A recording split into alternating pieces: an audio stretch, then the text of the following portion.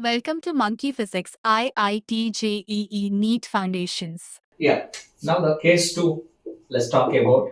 Case 2 is average speed in equal time intervals case. Equal time intervals case. Yeah. So the speed is changing with equal time intervals case. In that case, we want to find out the average speed. That is a single value which give us the time of expected time of arrival in a particular distance. Now the first one, how it is going to between the two locations, the vehicle is maintaining the speed v1 for first half of the time, and next half of the time it is maintaining the speed v2. Okay. Now how do you calculate the average speed? Its average speed is total distance, isn't it? We know the formula. It's a total distance upon total time. Total distance upon total time.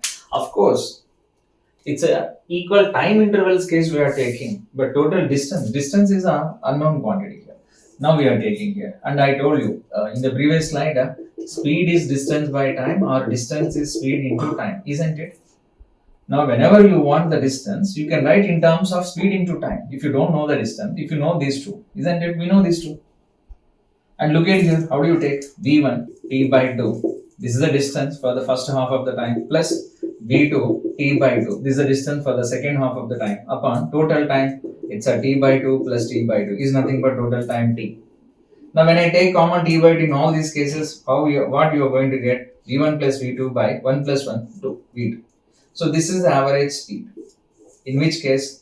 Equal half time intervals case. Now what about if the total time is divided into three parts, three equal time intervals path, object moving from A to B.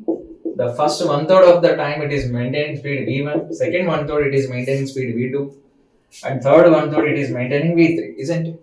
Yeah. Now how do you take average speed in this case? Average speed total distance. We call this as S1 plus S2 plus S3 upon total time is T. Okay. Now, of course, same procedure if you follow, based on this, you're going to get directly. So, V average we are going to take, it's a V1 plus V2 plus V3 upon 3. Yeah, if you want, you can substitute in the same manner. Okay.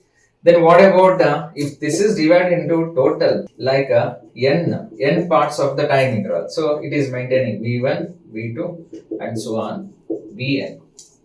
The total time from A to B, it is divided into n parts. Then what happened here? V average. So V average we are going to give, it's a V1 plus V2 plus so on plus Vn upon n. And this is average of the speeds V1, V2, V3.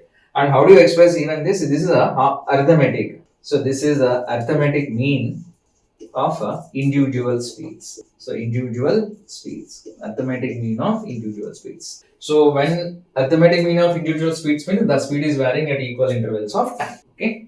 Yeah. So one more thing, if you generalize, what is that? Here it is a T1, it is T2. Irrespective of the time intervals what they divide, there are some generalized things they are giving. So for the time T1 it is maintaining speed V1, for the time T2 it is maintaining the speed V2. Then what is the average speed in this case? Total distance, that is V1 T1 plus total distance V2 T2 upon total time T1 plus T2. This is what we can take. And we all know clearly distance is nothing but speed into time. That is how the first distance, this is S1 and this is S2. So S1 plus S2, total distance by total time. How do you define the average speed of the situation? Total distance by total time. And sometimes this kind of things will help us. Please remember. Okay. Yeah.